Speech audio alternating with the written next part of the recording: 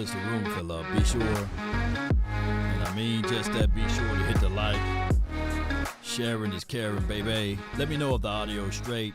The name is Law Nation, Cowboys, Oxnard, that's the nation. For the nation. Plus, look out. Look out. Come on. Mama said there'll be days just like this. And on top of that, let's give them. Let's give them. All right.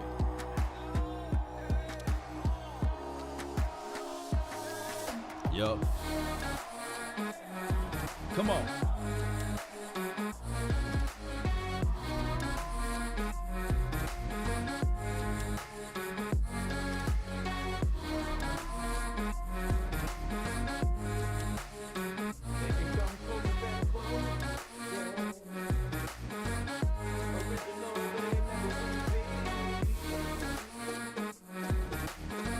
All right. Come on.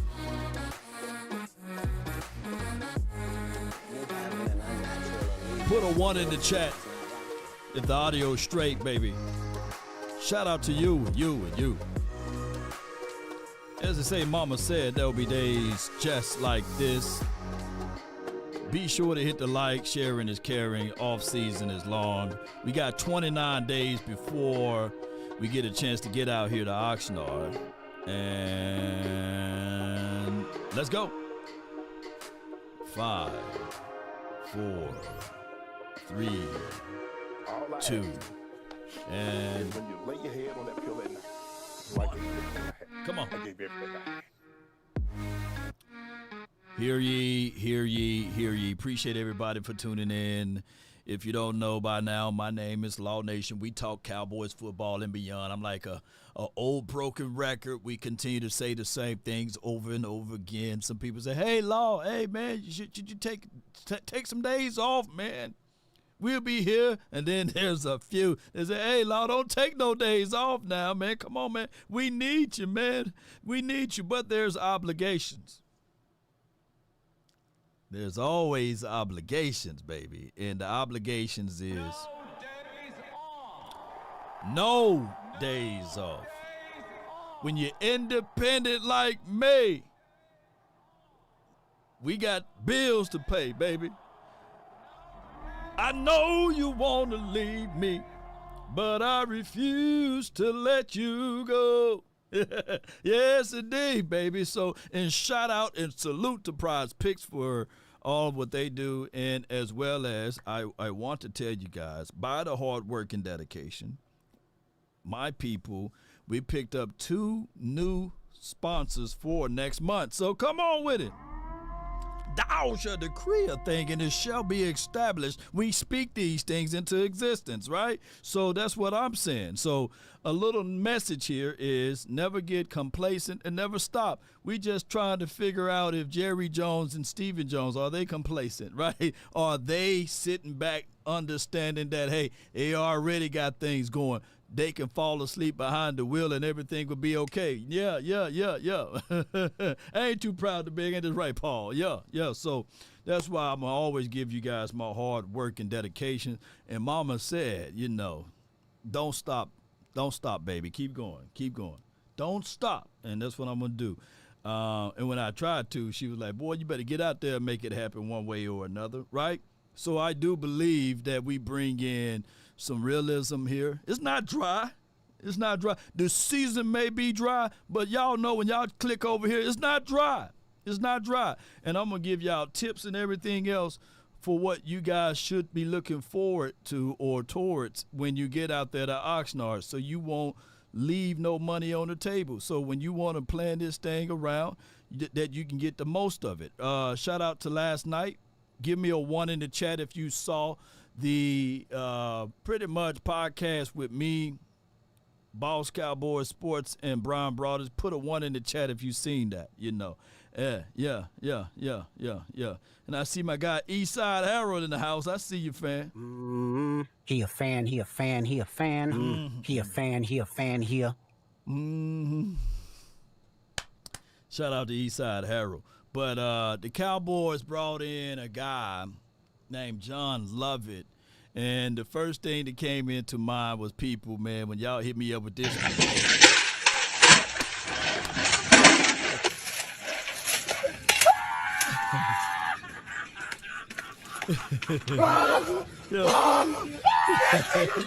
like, hey, Law, man, boy, you crazy, man. You know, you crazy, boy. You did a film or a overview of John Lovett, man. The dude was working at Walmart and also working at UPS/Amazon before he done got a call. And he was at Costco's and them. But leave the dude alone, because I always like hard work and dedication, right? And when you look at John Lovett tape, I think that, you know, when you got somebody who been bounced around, even on a collegiate level, from Baylor University over to Penn State, and then he fooled around and got picked up, went to, I believe, the practice squad, shout out to the practice squad game, to the Carolinas Panthers, and then he bounced from the XFL to the UFL. So, and people asking, like, how tall is he? Is he taller than Tiny Deuce Vaughn? He's 6 foot. That's tall enough for a running back, man. He's 6 foot. So, yeah, broad daylight with it. Yeah, so appreciate everybody. Appreciate everybody for tuning in. So with that being said, ladies and gentlemen, let's go over – we're going to go over a few things that Brian Broaders had to say, just doing like a recap of what he said last night. And salute to all of you guys that tune in to these type of episodes. Let me know if you guys, y'all beautiful people that's watching, can you guys hear this? He gets one of those type of grooves. Right. So, Right. Who is Steve Simcoe to you, though? Is he going to be a difference maker to help out Mike McCarthy on his offense? Well, if you know Simcoe's history, and I man, when I was in the league, I knew all these college assistants because you never knew. I mean, I've had guys around the league, and this is not a brag, but I just follow this closely because there was one day where I wanted to be a general manager, and I just, you know, the highest I ever got was getting to run a draft in Philly, and I thought maybe this will be my chance. But I always kept a list of minority coaches. I always kept a list of the best running back coach, the best offensive line coach. Simcoe's a guy, though, if you look at Boston College and what he was able to do, they had a freshman quarterback, and they ran the ball really, really well. You know, they were physical. They ran the ball. They had a running quarterback. He really didn't throw the ball that well, but they had some really good scheme. And so that's kind of where you hope that maybe these guys that you bring in, these, you know, I mean, these Andy's done it with Mike. He did it with Mike Kafka. And I know you guys might. Mike Kafka's the OC at the Giants now. And Andy didn't want to lose Mike Kafka, but Eric Bieniemy couldn't get a job. He couldn't, you know. I was talking to Andy. I'm like, "What are you gonna do with Kafka?" Mike Kafka, I don't know. I can't. Eric is doing a great job. I don't want to, but if he gets a head coaching job, maybe I can put him in. One of those things. And he lost him. He lost him. And so it was. You always these young guys. You go get these young guys that have got creative ideas. Right. They watch the college. They live the college game, and they understand how to attack. So do y'all understand what, he was saying at that point? I heard him kind of break down the other aspect of Mike McCarthy being lazy. I heard him break down the fact that Mike McCarthy, the delegations, sometimes he can over-delegate and under-delegate. He broke that part down. But primarily when he was talking about this particular portions of everything, let me pull this up as a freezer. Yeah. This is what the final word was about last night for those who just not tuning in, as I see more and more people jumping in. So when he talked about those things, remember when I was saying that Mike McCarthy in games, to me, I think that he had the right ideal as far as what he wanted the offense to look like.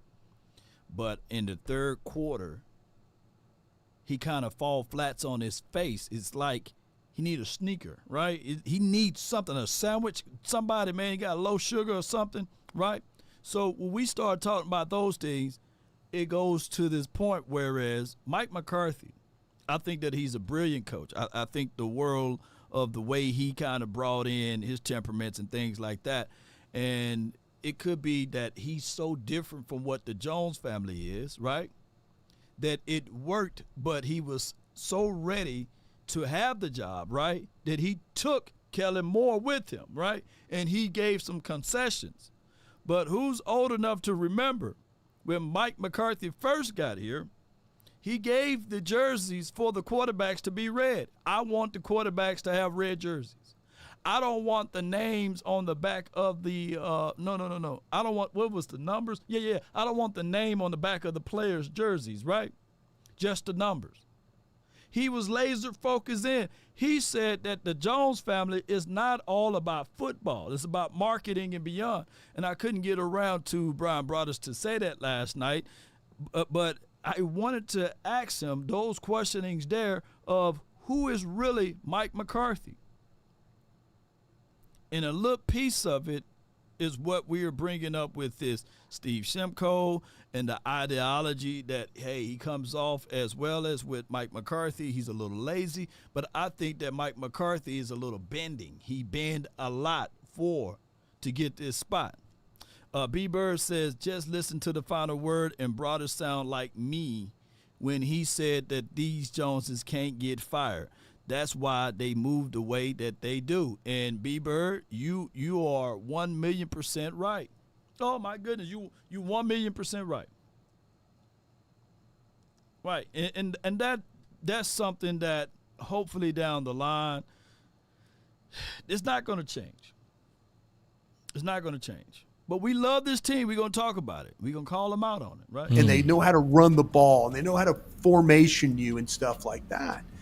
And so this is where I think you're at, because Schottenheimer, I think they'll do a good job of studying what they need to do. But man, this is going to be interesting if they're going to play with two rookie offensive linemen. And if you're one of those guys or gals that trusts Pro Football Focus, they tell you got the 32nd rank running back room in the league. Yeah. You know? Right. So there's going to be some challenges for this crew if that's the case. He said there's going to be some challenges for this crew. And then just the other day they brought in John Lovett, right, to work out. So do I believe in the hearts of hearts that this offensive line, could they be better than what they were last season? Hell yeah. I take home what Big Nate Newton said, that, hey, Law, it's going to take 6 or 7 weeks before this offensive line gel. I said, why? Mike Solari, new system. These boys don't have enough time together. And down the stretch, we've seen the offensive line get a little bit better. It's just that week, what week it was against the Miami Dolphins, Chuma Edoga had that Chuma hiccup Edoga type of situation. And we were sitting there like, hey, you can't have these, as what my guy Scott Walker would say, these glitches, right? Now, Tyler Guyton, will he be better than, let's say, Chuma Edoga, Awesome Richards? Those are things that we're going to sit back and wait for because we don't know. But I'm going to tell y'all right now that Steve Simcoe and Jeff Blasco, all of the Coles or what have you, Mike Solari, who else is in the mix? Brian Schottenheimer, they should be able to identify this. That's why when you pull up the Oxnard schedule, let me pull it up. Appreciate everybody, man. I love y'all to the moon and back. Let me know if y'all okay with the sound and everything. Everything sounds good, sound great, right? Give me 1 second here. Like I got to finagle and finesse and pull this up. Okay, let me know if you can see that. All right, so when you planning on traveling out to Oxnard, July the 24th is the date that you would like to be there. You don't want to fly in. You don't want to fly in on the day. So I would say if you planning on for the first opening week, fly in on that day. Get up real early because the line is going to be longer than Shaq's feet on the 25th of July. The line is going to wrap around the building, right? there is a situation and scenario that Friday is the weekend. The line is going to be longer than Jay Leno's chin on the 26th of July. You got to wake up early. You got to be there early. Saturdays is going to be crazy packed. Now, if you're not fond of being around a lot of folks and squeezing in and paying all of that high parking stuff, I would recommend you to come this week, like August the 5th week, if you're planning on seeing the Cowboys, and you get a good number, because I believe in this week, pads come on, I believe. Around the second week or what have you, you will see some pad action, But the first 2 weeks or first week and a half, you just going to see a little fluff, walk-through, installment stuff, right? Yeah. But if you want to get out there and you just love to see your team shine, regardless win, lose, or draw, man, bring your tail out there on July the 24th, man. Go get you a nice little room, wake up early, and enjoy yourself, right?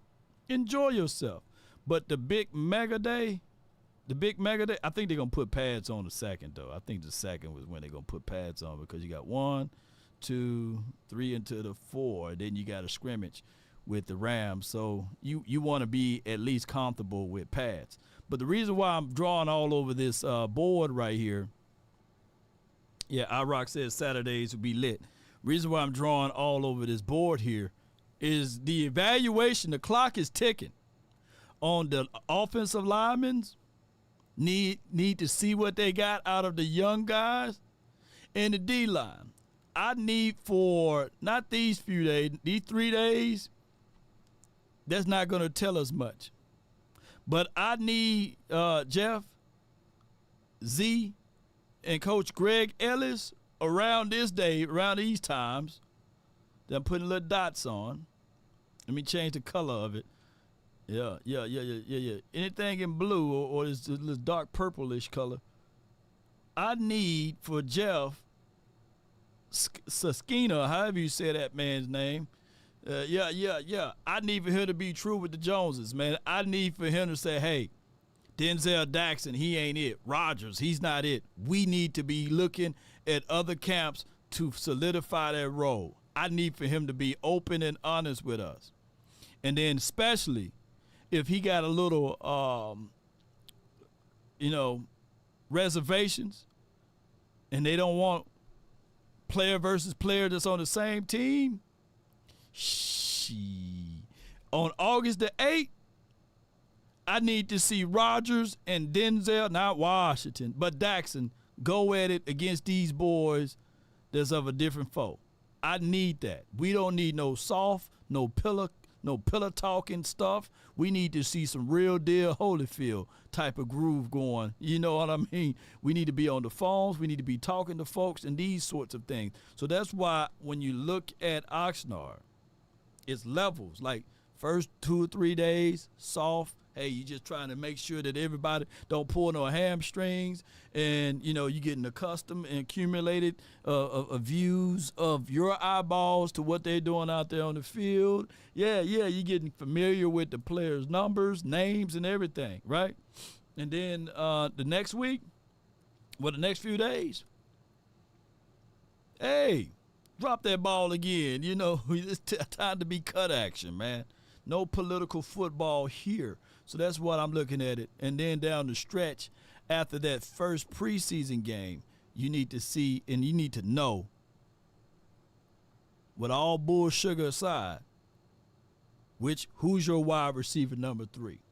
Who's your wide receiver number 4? You don't need to be playing around with this. Now, there will be some people. Let me pull this list right back up one more time.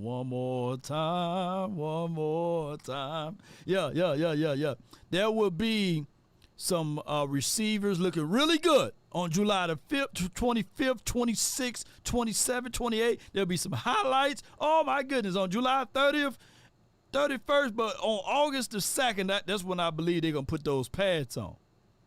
Let's see if they keep that same energy, man. That's what I'm looking for, if they keep that same energy around those particular times. And let's listen to this right here, what Brian Broader said about The offensive line stuff. When coaches are sitting there telling me on draft day, and me and Aisha Morrison are sitting there interviewing coaches. So from the tea leaves, you getting that feeling because this is where I would say I see where you coming from.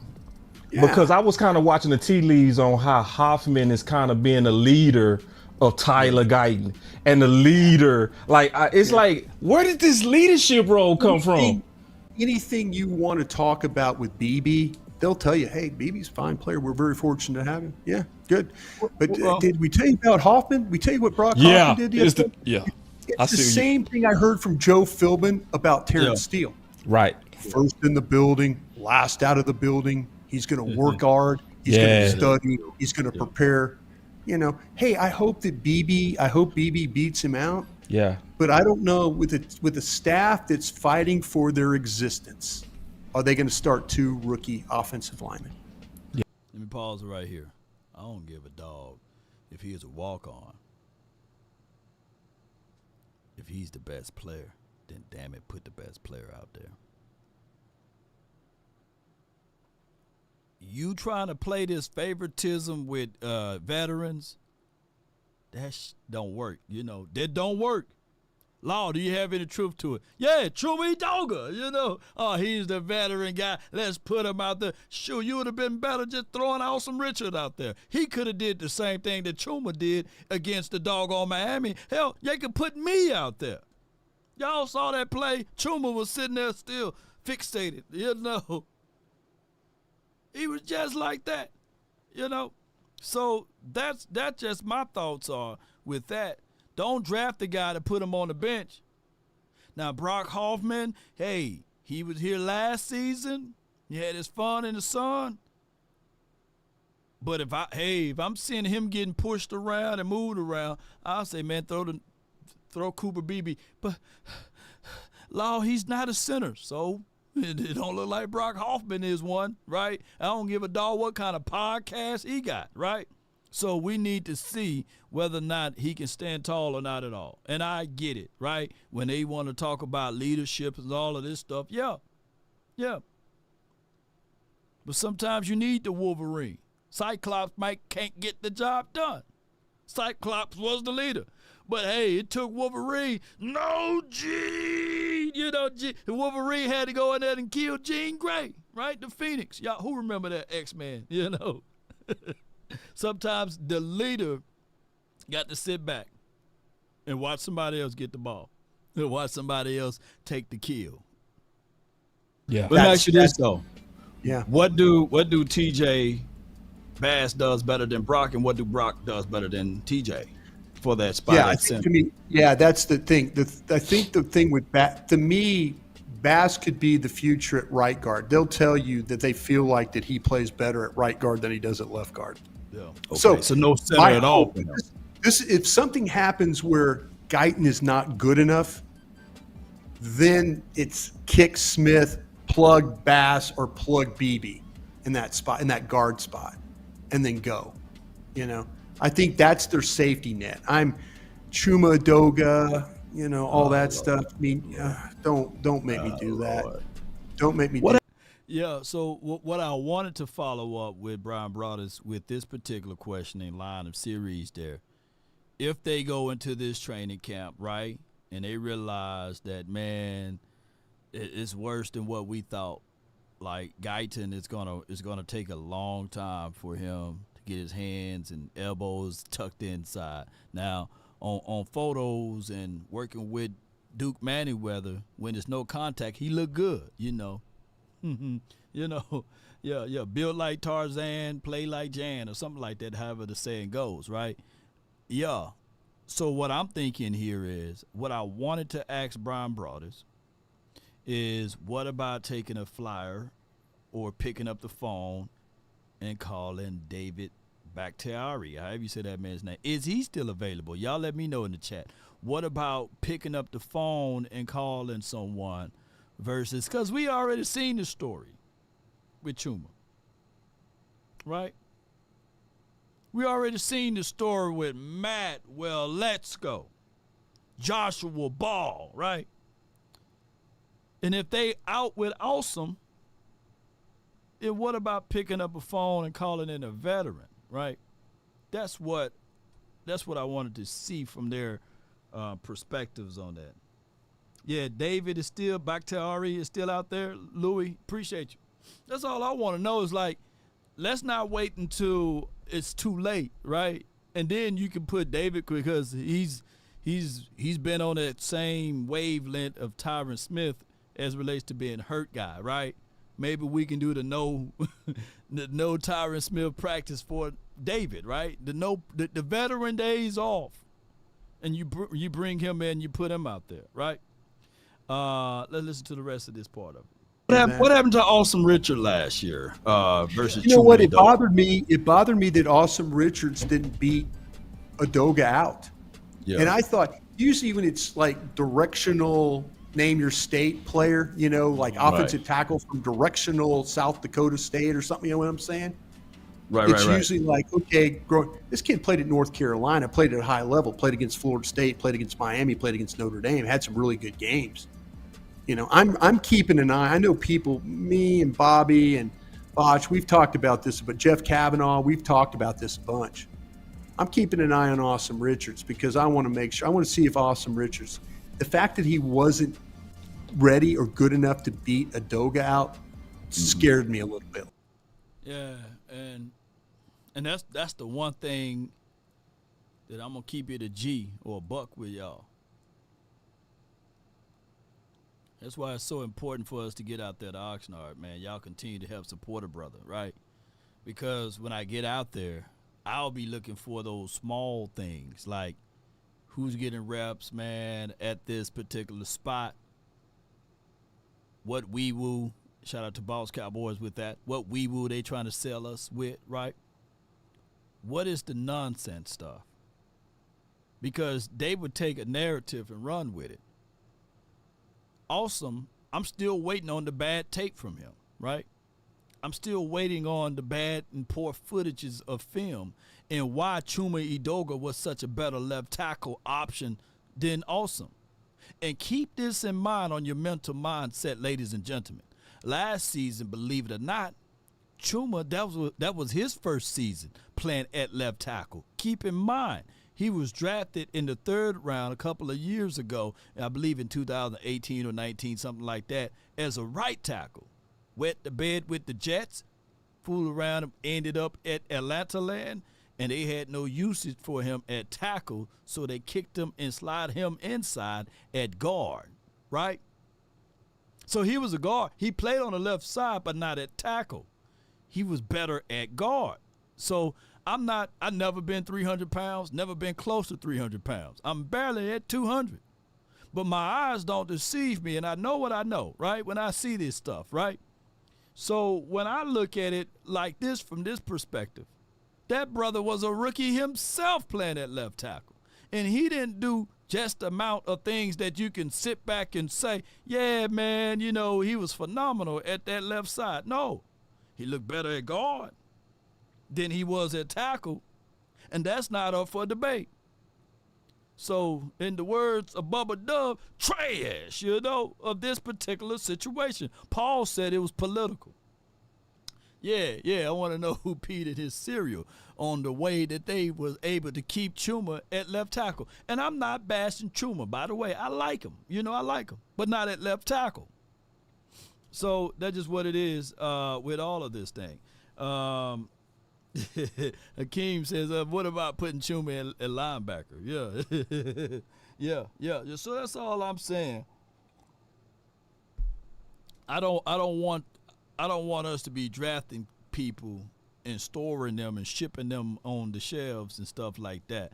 That's just my thoughts, you know. So, and then from there, they went on and talked about other things. And here's another part that I want to just look out for. Because I'm listening to the words of Brian Broaddus, and he ain't far off from his assessment here. But this is what he said about 7th rounder Rodgers. You know that? Because what's the storyline on Denzel Daxon too? Hold on real quick. Hold on, just real quick. Because this has a feeling of Michael Gallup. Where Michael Gallup was gimping around. And everybody was like, come on, he not ready. But it was like, we going with it. This has that feeling that we going with our guy. And it's like, I feel like I'm watching a car accident getting ready to happen in slow motion, right? We asking a 7th round defensive tackle to go out there and hold it down until they figure it out. Well, the last seventh round defensive tackle you had from Auburn was a guy named Jay Ratliff. And if he could be a quarter of Jay Ratliff, what Jay Ratliff meant for this organization, I would. Did he do that year one? No, I'm just saying Auburn 7th round. That's my hope right now. Yeah. But I think the kid can play at a high level. You're right. Now, here's my only thing is, hey, don't you hate when you have guests and you have somebody over and you can't get the max amount of time with that said person? So what I was thinking is, I saw tape of Rodgers. I saw tape on Denzel Jackson. To me, put the butter knife down. I think that Denzel, not Washington, but Jackson may give a run for the 7th round draft pick. Who's out here with me, you know? And I like both of those boys.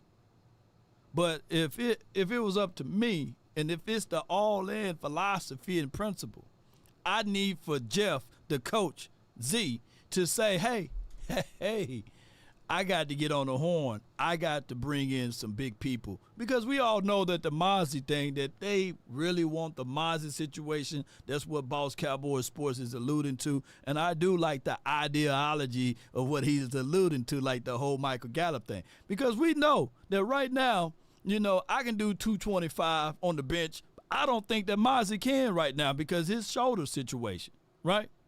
Yeah. So that's just what I'm looking at, and that's what I'm seeing. Jackson is 320. Yeah. Rodgers is the 7th round. Yeah. Mozzie pad is bust. Yeah. So that's how I'm looking at it. Let me know if the audio is straight, because y'all saying that the audio kind of low. Audio better now? Hold on. Let me do this then if the audio is super low. Give me 1 second. Let me see if I can fix this up right quick. Y'all let me know. Yeah. The audio, I know it's better now. I done put some shocks. I put some shocks to it, baby. Woo! Yeah. It's better now. Better, you know. Yeah. Get your up there, contain the damn ball. This is why we do it. Hey, too many missed tackles. Let's go. Yeah, We're boy. too damn soft. I just hate mistakes. I hate mistakes. Y'all don't have to pull back on me. So when I said put one in the chat, if the audio was straight earlier, y'all should have said no. I'll bump that audio up, man. We need to hear you, man. Yeah. Y'all don't have to be nice to me, you know. Say wop. Dad, come up. Wop. I'ma do my stuff. All right. Osa might be doing the soft holdout, man. This is a contract year for him. Oh. No, I think he's really dealing. I understand what you're going. I understand. Go ahead. I'm sorry. I didn't mean to interrupt. No. We waiting on you now. No, you can have the ball back, Brian, because now it's just going to look like that because there's two type of players in contract years. Those that go crazy ball out or those that do the Xavier Woods situation. I can only give you 100% of the time, 70% of the time, or 60% of the time because they are now thinking in their minds, if I go down, man, I don't have no future. Now, did you guys understood why I asked Brian Broadus that? You know, because I get it. You know, I understand. Call me crazy. I like Osa. He's my dog. He's one of the first people to follow me from a Cowboys player perspective his rookie year, right? And he said, oh, you that Law Nation dude. Man, I watch all of your stuff. Man, I appreciate you. And I can pick up the phone right now and call Trainer, you know, and say, hey, what's up, man? What's the storyline with Osa, right? I want Osa to get his bag, you know. I want Osa to stay. But do y'all get what I'm saying? Like, if you Osa Odighizuwa, right? If you Osa, you sitting back thinking, man, I done balled my ass off for this team. I was drafted the same year Parsons was drafted, right? Was he drafted the same year Parsons? Y'all let me know. I could be off. But also, he's looking at it from this perspective. Man, they giving Lamb the third degree on getting payments. Man, they giving Parsons third degrees on getting payments. They giving Dak Prescott third and fourth and fifth degrees on getting payments. What about me, man? I got to fool around and walk this narrow plank real tightly. I can't afford to get hurt. I can't afford to go out there and give you 100% of the time when I got a banged up knee if this is going to be evaluated or taken off from me because of my hurt, you know. He came in with Diggs, I think. Yeah. So if he came in with Diggs a year before, then he's looking at this thing like, hey, this is a contract year for me. I got to ball out. I can't have no loose ends. I'm already hearing rumblings that people are saying that I kind of like fizzle out towards the latter end of every season. Yeah. So, no. So that's how I look at it with Osa. If it's not mandatory, yeah, he going to hold out a little bit, you know, soft hold out. Not saying that that's questioning his character there. But I wanted to see what Brian was going to say about that topic line there. I don't have big trust in this organization. I'm seeing from my level that they're giving the heat to CeeDee Lamb to get paid, and Dak Prescott, who am I? I don't want to get hurt. Yeah, the thing about with Osa, Osa's like a really good college player. He plays really well for about the first 12 to 13 weeks of the season. So facts. Yeah. And then all of a sudden you're like, where'd he go? Right. And he deals with a lot. I mean, he's really in tune to his body, though. I mean, he is very in tune Boy got to a what six-pack. he needs to do. Yeah. But we've seen him not be able to answer the bell in the 17th round. You know? I mean, I know why? boxing matches aren't like that anymore. Like But that. Come up. I'ma do my stuff. Oh, yeah, baby boy. Oxnard fun, baby. Come on with it. Yo. Appreciate all of y'all. Appreciate it for all of the people that's donating and supporting me for this Oxnard thing. Your name is collected in this little sheet thing that we got over here that we can pull the names out, and maybe we'll put out a specialized like plaque for those who help support the nation. Now, granted, if you can't support the nation, the best thing that you guys can do, far as monetarily, is to hit the like and share. You can share it to yourself. Just take this link and shoot the email out to yourself or what have you, or take this link and send it over to a friend or a neighbor or anybody that likes the Cowboys content, and that will help the algorithm out and everything else. But I really appreciate y'all. Jay says Osa is I don't think. What is Osa number one problem? Osa is pretty much we can say that he's a little undersized, but he gained a lot of massive muscles over the course of the years, right? I think that he plays a run pretty well. I think that for what the Cowboys do far as the system with Dan Quinn. $10. Oxnard Fund. Go Cowboys. Shout out to you, V. Appreciate you.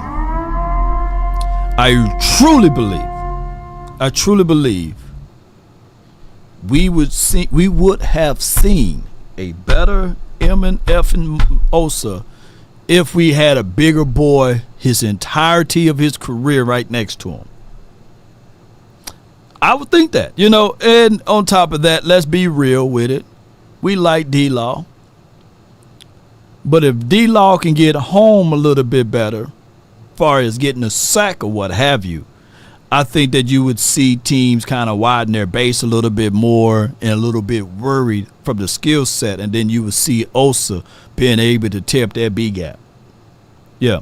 So that's all I'm saying. But let's listen to what he had to say. when you're starting to talk about the NFL season, like week 12, it's like, and then you don't see him for the month of December. That's true. And you're like going, man, I know he's a better player because I saw it for 12 weeks. He went crazy for 12 weeks. He would literally go crazy. You're right. From his rookie year to now. Yeah. He's had some But anyway, in a good way. When I say crazy, in a good way. If I'm this pro department, like I say, if I'm Alex Loomis, I know what my mission is.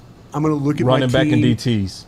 Yeah, I'm going to look at my team and I'm going to say, okay, I'm probably dying a little bit right now at defensive tackle, and I'm dying a little bit at running back. And then if I can find somebody, they've got compensatories, they've got their own picks, they've got some things they can play with. No doubt, no doubt. Action says Osa need to watch a lot of John Randall film. Yeah, those lighter defensive tackles. He's not of the Chris Jones of the world, right? That 3 techie guy.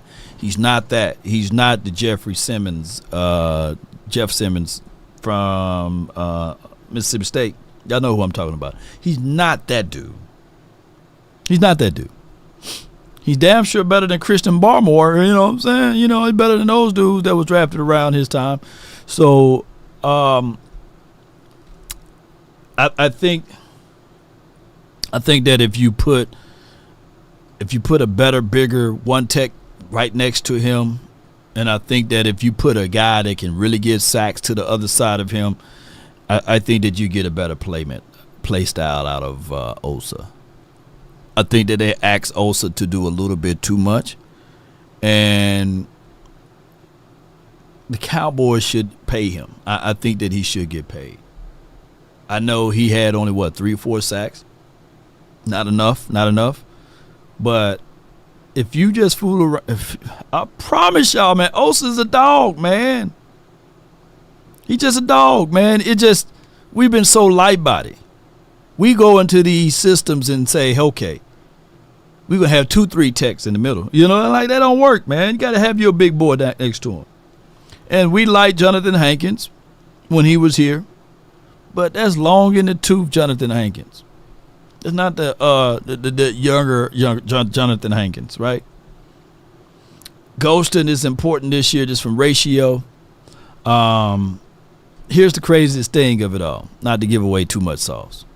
But the same off-season guy that coaches and train Osa also trained Chauncey Golston. Chauncey is now 290 pounds. So he gained some weight. He's 10 pounds away from being 300.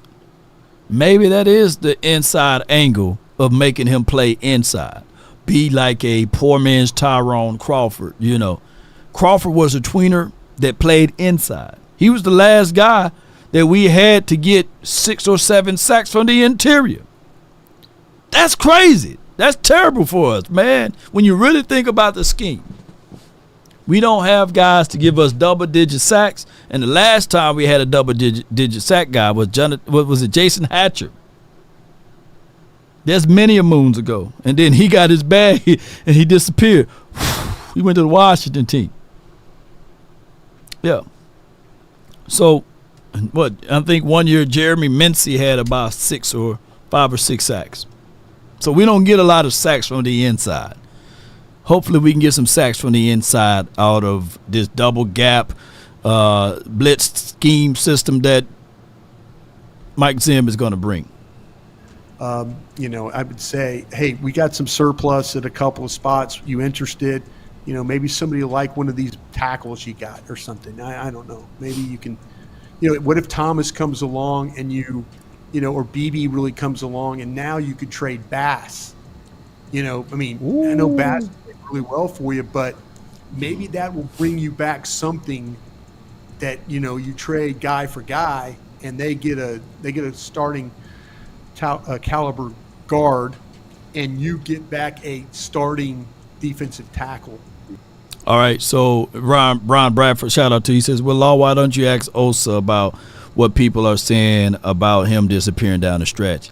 All right, so there's a lot of things that goes into the details of why, and Dan Quinn's system and scheme and philosophy, why a lot of those boys disappear down the stretch. When it get cold outside, what do teams have the tendency to do more of? And on top of that, to quantify all that you're saying, how come not just one player, but all of the players kind of disappear down the stretch? How come the numbers collectively across the board drops off? So I'm gonna use this. I'm gonna steal this from my guy Boss Cowboys Sports, or it was on someone else that called in. He said, and it could be HTM or it could be somebody. I want to give them credit. So whenever y'all find out that person, or if you know that person, I'm gonna make sure they give them the credit.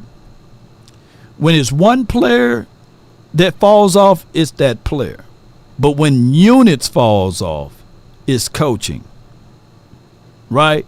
So it's not like only Osa fell off, right? Down the stretch.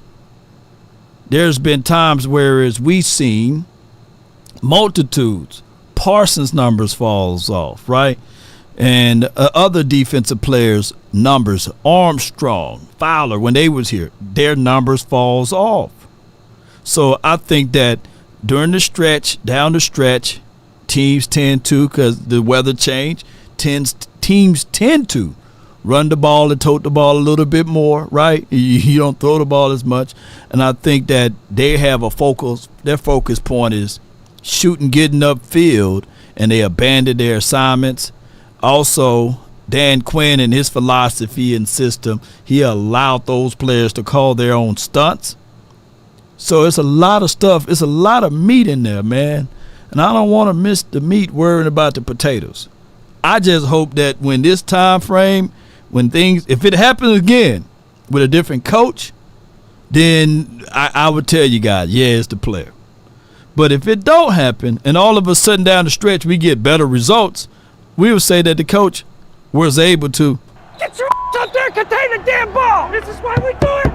Hey, too many missed tackles. Let's go. We're too damn soft. I just hate mistakes. I hate mistakes. Yeah. Yeah. Were camp. Now, what made me nervous is we heard the promises, but what they were shopping for was corner and linebacker. So it was there's not any defensive tackles out there. I don't think that you would want right now. So it's one of those things we got to kind of let camp start, let some people start getting cut, and then they go kind of get into the market. I used to do pro personnel stuff for the team, and my scouts. I took the college scouts and I would divide them up to all the various teams. I'd make them, while they were going to their college in August, I would let them. They would go to preseason games too, and I gave them responsibilities. And we kind of knew going out that we needed to keep an eye on teams with running backs or teams with cornerbacks or teams with safeties, linebackers, whatever. I am now looking. There's teams. If I'm on the pro department, if I'm Alex Loomis for the Dallas Cowboys, I'm telling my guys, I'm like, listen, I need you to find me running backs. Give me as many running backs as you can find. Give me the names. Tell me what you think. It might be better than what we got. I need you to look at all the defensive tackles too. If there's surplus, if there's maybe somebody we can trade for. Okay. I don't see Will McClay taking this really far in those two positions. If it meant, I don't see him like going into week 5 like he did with Amari Cooper and then going to get somebody. I think Will McClay is going to look at the first week, maybe 10 days of camp, and they're going to start to say, okay, we need to get a better plan about what we're going to do with these couple of positions. No doubt. That's why it's up to these coaches to tell us the truth. It's up to Greg Ellis to tell us the truth, right? It's up to Coach Jeff to tell us the truth. Paul Gunter to tell us the truth during this time in training camp, Let me pull this up. Let me see. Where is it? Here you go. Yeah, during this time in training camp. By August the 2nd, 3rd, and 5th, you got to know something about them, right? And Brian Bradford, I'm about to call you Brothers. Brian Bradford, I feel you what you're saying, Brian. But at the end of the day, what games are you referring to? What games are you saying that Osa fell off? What game are you pinpointing the problem that Osa was the issue in that game? I need to know, like, what is the responsibilities of a defensive tackle? in the previous scheme. Right? Like if we really dissect the tape, what game are you referring to? Across the board, when we start talking about these players not living up to the moments, and even if it's a hole there, what linebacker was willing to fill? Because as a linebacker, and we were razor blade thin at, of course, it's going to look like, hey, these defensive tackles are not doing their job, right? So when people say, hey, down the stretch, are we refusing to say to ourselves that the linebackers didn't have their hand in this particular mix? Because there were holes. Even if I challenge people to look back at that Green Bay Packers tape, and Osa had his hands inside, he drived, he moved the guy out of the way, and there was a hole there, and there was a business decision made by our linebackers. They supposed to come down and fill. They supposed to, if it's play side, they go. If it's field side, they come down. And especially if you have four side, you supposed to come down and fill. There was a lot of business decision. Yeah. I've seen with my natural eyes a guy that's 205 pounds by the name of Marquise Bell. He know that the hole is there. The defensive tackle did his job. And he's supposed to fill, and he's sitting there playing, I don't want to at this point. I'll do it one time. I'll do it two times. But I ain't finna do it 3 or 4 times. I ain't finna do – it's about 40 to 50 snaps in a game. It's time for me to check out, baby, because size matter, and scheme matters. Scheme fit matters. And this – get your up there, contain the damn ball. This is why we do it. Hey, too many missed tackles. Let's go. We're too damn soft. I just hate mistakes. Yeah. So, and put it like this: what makes even D-Law? Because, like I said, I'm not making this an out for even D-Law. When you have containment, and he says contain the edge. Do you shoot? Do you flip hips and get upfield to make the sack? No, you contain. And who's supposed to fill on that backside? The linebacker. We had Damone Clark sitting here making business decisions.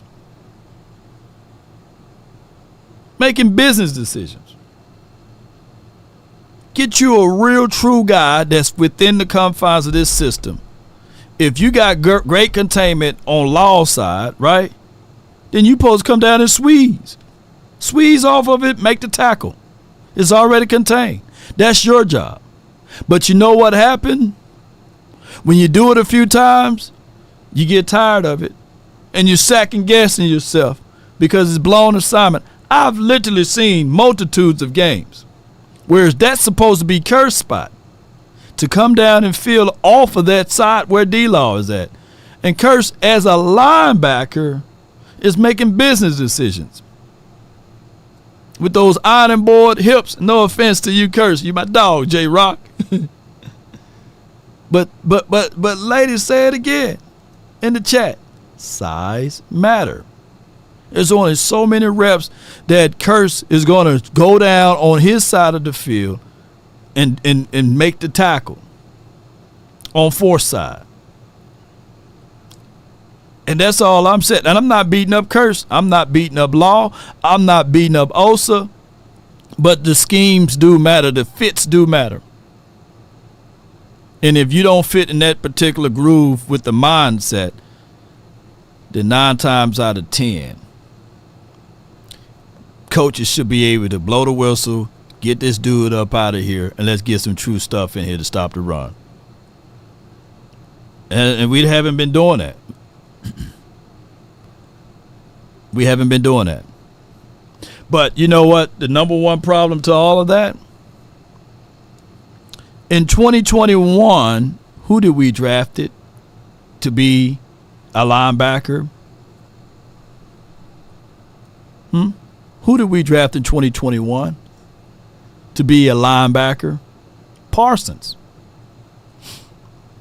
You put Parsons in the middle of that field, you stick him there, you can get the same, not far as the same equivalencies as it relates to sacks on pass rush, but you can get the same equivalencies as it relates to stopping the run from a Sam Williams, a Filer, a Armstrong. And when you're playing against run-heavy teams, you put a guy that runs a 4.340.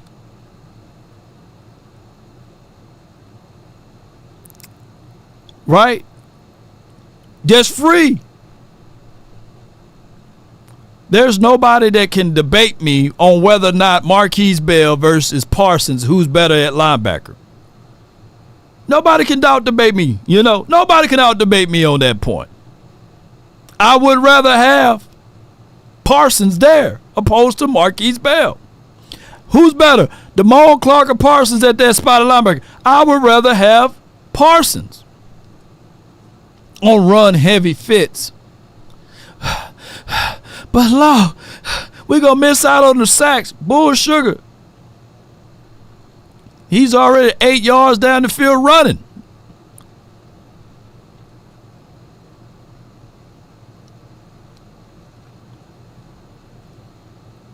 Micah Parsons was your best linebacker last season, but he played edge.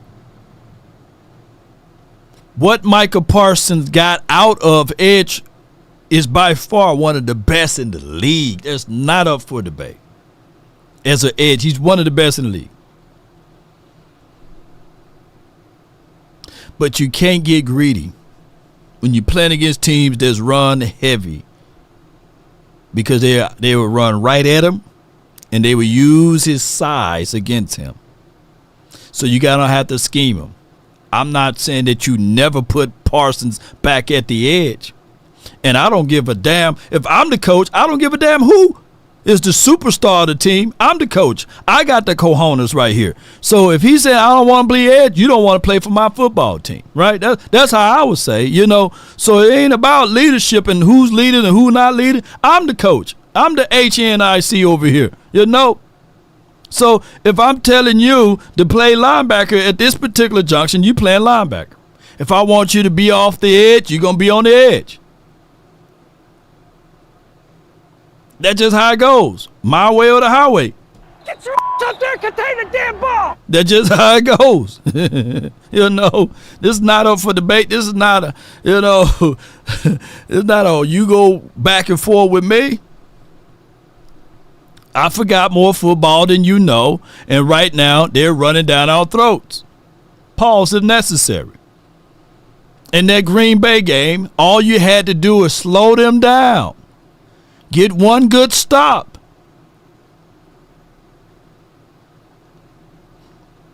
Slow them down. You don't have to match threes for threes. That's on both sides of the ball.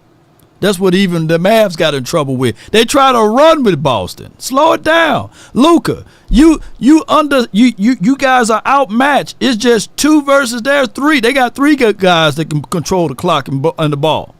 Just running down. And then their bench is outscoring your bench by good points. So when they get up by 4 or 5 or 10, you don't have to go down there and shoot the 3. Slow it down. The Cowboys, all they had to do when Aaron Jones running all that stuff, hey, switch it. No, not tonight. Nope. This dude averaging 8, 9 yards. Nope. Parsons, we putting you in the middle of the field. What we want you to do is wherever Aaron go, you go. We're not going to crash the edges. We're going to contain. And, hey, we're going to get back on defense. They ran to open up the pass. Jordan Love looked like doggone Peyton Manning mixed with Tom Brady. Well, I know I'm all the way up, but I'm telling y'all what's supposed to happen that day. And the defensive coordinator should have been shouting at the offensive coordinator, shouting at Mike McCarthy. Hey, slow that stuff down. Run the ball. Give our guys some rest here. We can't have a 3-and-out, Dak. Defensive coordinator. People need to get back to football. We can't have that.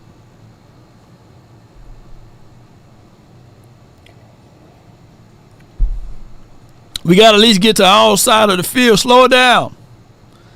Hey, y'all a little jittery. What y'all doing nervous over there? Or what we going to do is get in rhythm. We're going to get in rhythm. We putting CD Lamb in the backfield.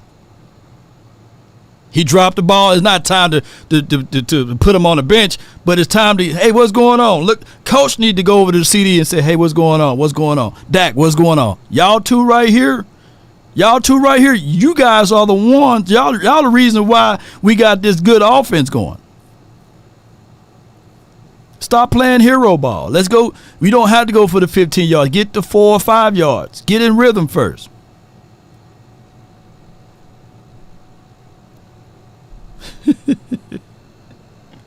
Yeah. Tom Mahomes. yeah. He was looking good. So that's what I would have told him. You know what I'm saying? That's what I would have told him. You know, and that's something what Brian Broadus brought up the other day too, last night. Mike McCarthy, he begins to get small in these moments. Coach, man, that's the time we need for you to be coaching, man. I need to see Mike McCarthy spitting and yelling on the sidelines, getting these boys right, not holding hands. Yeah. But like I say, it's kind of an unknown for me right now, though, too. Yeah, next month need to hurry up and get here so we can, know what Nate Thomas and what's this Earl Boston kid all about? What's he? Is he going to be just lunch food or what? You know. Yeah, I think that we'll be doing those games. We watching those, the 3 preseason games. Yeah. My guy right here says CD was mad after the first play. Yeah. And that's when you got to read the room, right? And CD, hey, there's no time for you to get mad. And sometimes, true story, you can look at the script. Just use this as an example. You look at the script right here and be like, we doing what? We doing that? This is some bullsugar stuff, man. Ooh. Speaking of that, I'm glad. Oh, I love y'all. I'm glad that y'all brought that up. I'm so glad that y'all brought this up because the guy that got a lot of Super Bowl rings brought this up to Colin Cowherd. Well, we're going to pivot a little bit. Let's pivot. Let's do the Pivot Podcast a little bit. Shout out to the Pivot Podcast. But, I got to bring this up. And it was when I was away when this info came out in... Oh, wait, boom. Better spot. Hold on. I got to put some music because sometimes he be tripping. Let me do it this way. Ooh, wee, baby. Ooh, I love y'all, man. I love when it's open like this. Let me jump off the strip a little bit. Boom. Listen to this. Hear ye, hear ye, hear ye. Boy, Tom Brady was in his bag with this one. Is that this is subconscious, and you were able in a better spot to handle this. But I have been arguing for years that number one receivers, there's a duality to it. They're great. Randy Moss is great. Yeah. But subconsciously, even a great quarterback will feel to some degree he's indebted to get him the ball. Always. And I thought when Dak Prescott broke into the league, he was better without the great Des Bryant. Right. The pressure left. Sometimes receivers are verbal. Yeah. And Stephon Diggs I would take on any team. Yeah. But that right there is bull sugar from Colin Cowherd. But watch how Tom Brady going to clean that up because he just let him talk. Ain't nowhere in the world Dak was better without Dez. You see, my thing is whenever you get rid of, just make sure you replenish or replace. In 2017, they got rid of Dez Bryant, but they never replenished nor replaced until after 3-4 weeks into the season. Then they say, okay, let's go pick up Amari Cooper, right? But listen to what he had to say, though. Listen, because Tom Brady was cool with it. He allowed him to just spit his nonsense, and he's going to come in and clean it up. He's verbal. Brandon Ayuk is verbal on his social. Sure. And I want you to go to that. Is I have argued, now Justin Jefferson to me is too good not to sign. Sure. But I have always had this feeling, and if you could, subconsciously when Randy was there, he rewarded you.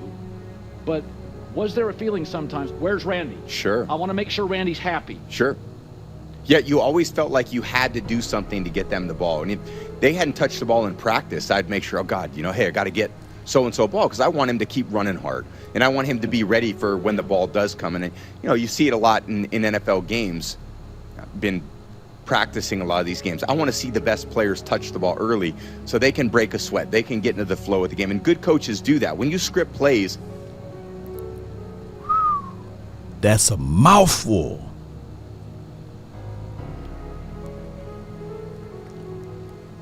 There's no one that can tell me, yeah, man, for the 49ers, let's see what they look like without Jerry Rice, or for the Cowboys, let's see what we look like without Drew Pearson, Tony Hill. Let's see what we look like without those boys. Or let's see what we look like without Michael Irvin. You got to give those boys chances and opportunities early, is what Tom is saying. And you have to feel like I got to make it my business to figure it out. There was a game in 1994. Troy Aikman to Michael Irvin against that 49ers game. He said, man, we getting handed to us. We getting handed to us for real. He threw three INTs in that game. But he made it his business to say, you know what? I'm going to target the playmaker. And especially when they put Eric Stokes on him, I'm eating all day. That was one of the playmakers' better games, although we lost that game. PI at the end. Y'all know how that goes. But he said a mouthful. You got to give your playmakers the ball early. Put the ball in his hand. CeeDee Lamb, put him on the end around. Put him on a skinny drag. Do something, man. At the beginning of the game, you're saying, okay, you're the Niners coach. I'm going to make sure McCaffrey touches it either first or second in the game. I want to make sure Deebo Samuel touches it first or second in the game. I'm going to throw it to him quick. Somehow I know the ball is going to be in his hands so he can do something with it. I want to get him into the flow. So we would always try to script so that everybody would feel like they were in the flow of the game. The last thing you want is your number one receiver to go 2.5 quarters into a game and not see a ball to get one target, because he's going to get discouraged. He's got to go out there. He's got to break the huddle. He's got to run out 25 yards to his alignment. He's got to run down the field as fast as he can, try to get open. He's got to run back to the huddle. It's a lot of effort that he's putting into not getting the ball. And I think when you can reward that guy early in the game and figure, okay, where is he at? How do I get him the ball? And there's certain guys that are really easy to get the ball to. Certainly the guys that line up closer to the ball, the tight ends and the slot receivers, there's way more route options for them. It's way easier to get them the ball because they can go to basically every part of the field. Whereas that perimeter receiver, he's got the sideline to deal with. He really can't break out. If he breaks out, he's got 5 or 6 yards to deal with. A receiver at the tight end position or in the slot, when he breaks out, he's got 18 yards to deal with. So you have much more space to get him actually the ball. So, it wasn't hard to get Welker the ball. It wasn't hard to get Edelman the ball. It wasn't. He dropping so much gems. Like Cowherd like this. Oh, yeah. Shoot. And it wasn't hard to give Gronk the ball, too. Oh, my God. It wasn't hard to get Gronkowski the ball. It was hard to get a perimeter receiver the ball. If they decide that they want to take a perimeter receiver out of the game, you just roll the coverage to them. You play cover 2. You jam them at the line of scrimmage with someone over the top, and it's very, very difficult to get that guy the ball. Cowboys went up against Green Bay. They didn't have a solution. Green Bay sat there and saw Brandon Cooks on the outside. Them DB, look, one thing I'm going to tell y'all about Green Bay. I love DBs. That Savage kid, nice. Zaire Alexander, nice. And the other kid, his name is the tip of my tongue. Them boys are good corners. They sit on routes. that said, okay, we're going to roll coverage Lamb way. And what they did basically with Lamb is when he lined up on the outside, they roll coverage. They literally waved off Brandon Cooks. And then when Lamb went inside, they bracketed him and they said, okay, all right, do what you need to do. My dog Lamb was frustrated from the jump. And when Dak started sweating and everything and they couldn't get nothing on the ground, it was a wrap. All I'm doing is yelling because I'm doing the play-by-play stuff. And I'm sitting here thinking like, these Cowboys fools in the playoff once again did the exact same thing that they didn't do in truth. Well, they did the exact same thing similar to what they did in 2016. They allowed Green Bay to jump up on them boys so quickly. Oh my goodness. And not give their playmakers involved early. And not utilize the entirety of arsenal of their offense. And that's two different coaching staff. That's the craziest thing. Same quarterback too, though, by the way. And that's a tendency. You got to give Dak in rhythm, man. And when he's hot, he's hot. But when he cold, that brother cold, man. So what do you do to get him in rhythm?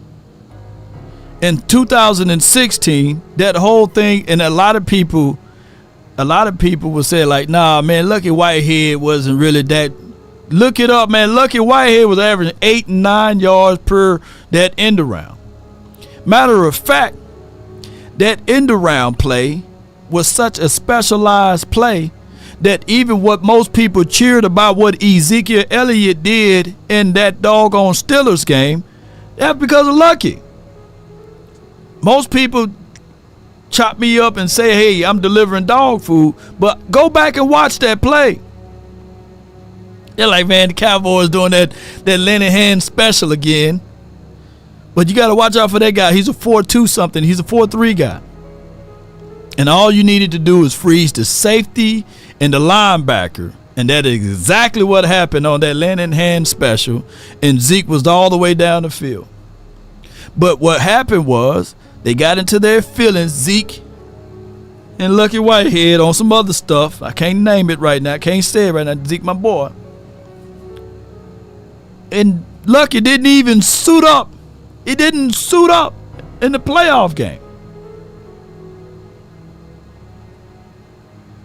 We needed that 7 to 8 yard play to get things loose. So I'm rewinding, but I'm fast forwarding and rewinding to last year playoff game versus Green Bay Packers. You got Cavante Turpin as a 4.29 guy, and you got your whole damn team tense. Put an end around. He averaged 7 to 8 yards.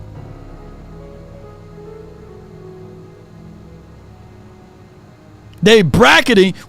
When you bracket cover someone, how many players are on the mindset of the other player? 2. It's 11 versus 11.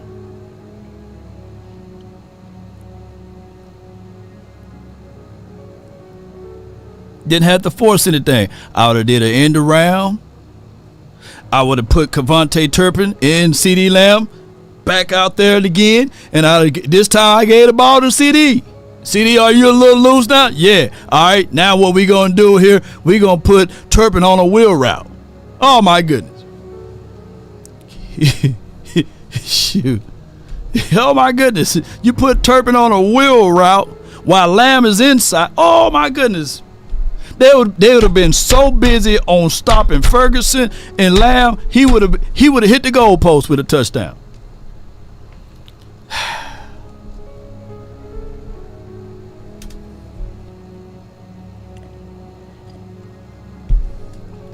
Yeah, Ratio said they put Gallup out there late. And yeah, Gallup killed because they was like, man, shoot, he ain't do nothing all year. Their mindset was, hey, we ain't gonna respect the run. We don't have to. What we gonna do is bracket cover CeeDee Lamb, roll coverage when Cooks is on the outside, but we really don't have to do that. And we have to look at what Ferg can do. To the point they gave us middle field open. Middle field open. Roll coverage to Lamb and Cooks on the outside.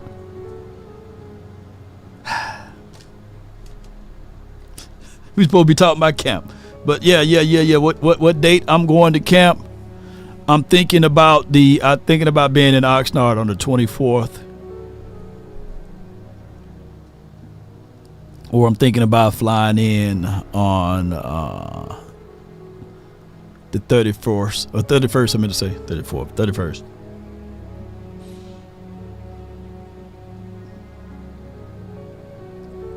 Slants. Yeah, Charles. Yeah, Moon. Yeah.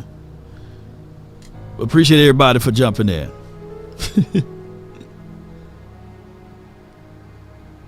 For those who jumping in, we do have our specialty. No time to hit the panic button, ladies and gentlemen. But I want to tell you guys that with Prize Picks, you can be in the mix and have your protections and all of your plays protected.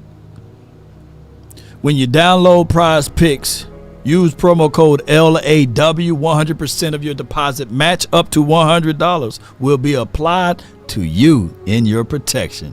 And on top of that, all you have to do is when you download it, just go down to these specialties promos and select those things, and it will be applied to you. And you. That's Prize Picks, baby. On top of that, they have all type of things. They have MMA, they have MLB, they have WNBA, soccer, NFL season. You can put a specialty vote out there for more or less because they're giving away a specialty prize for Pat Mahomes. They got him with a 0.5 if he's going to have more than 4,299.5 yards.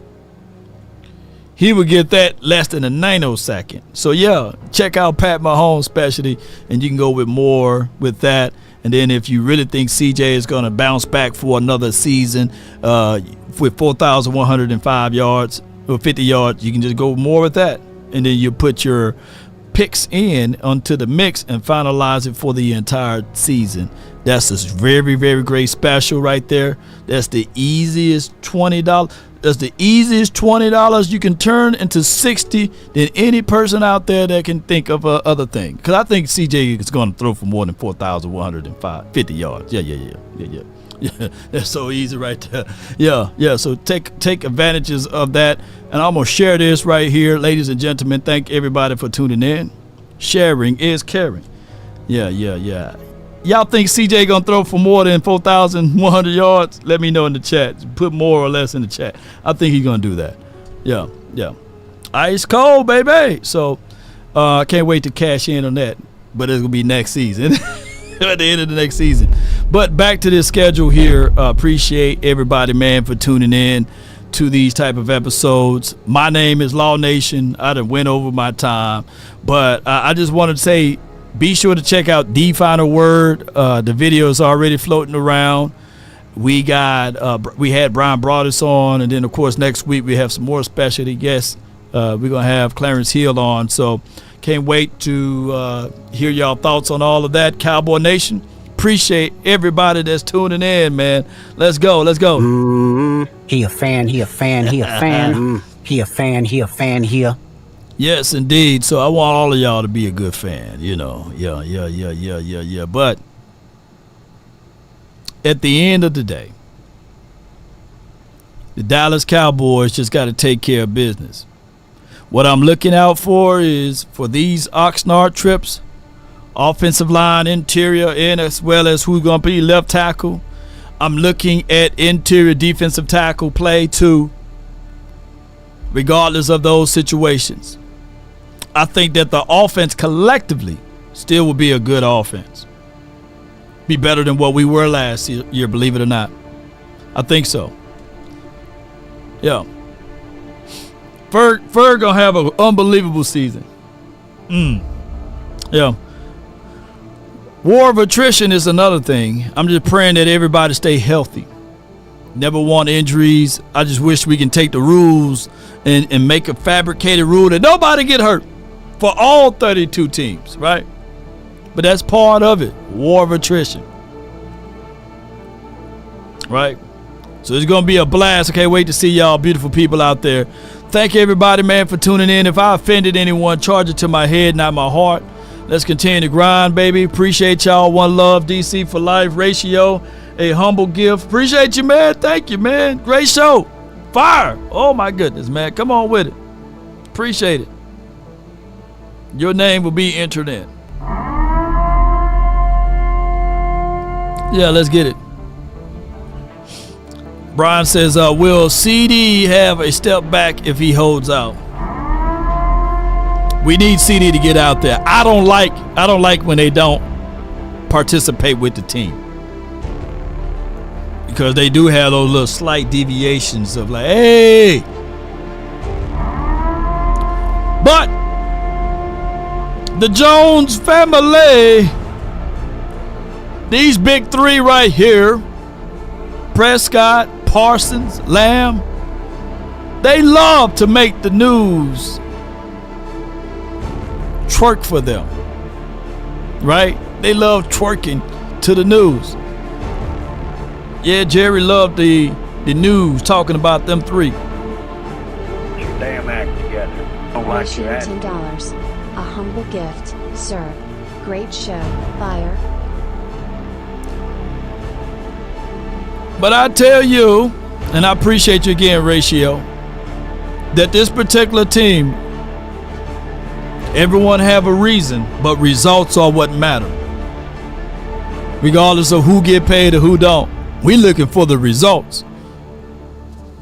And we want our Cowboy team to be victorious. But it starts now. Stay out of trouble, and let's be ready for this day.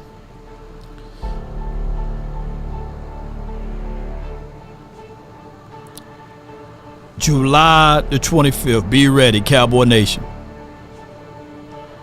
That's all the time that we have for this moment. Be sure to hit the like, share this content, let a friend or that neighbor know where to go when it's time to tune in to Cowboys Sports Talk and beyond. DC for life, not for sure.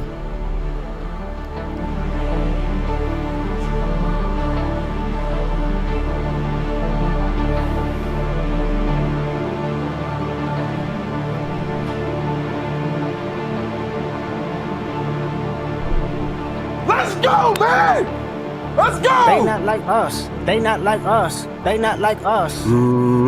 He a fan, he a fan, he a fan. He a fan, he a fan here. All I ask is when you lay your head on that pillow at night. So I gave you everything I had. I want me some glory hole. Nobody does it better. They can come closer than close. Yeah. Original, they never will be.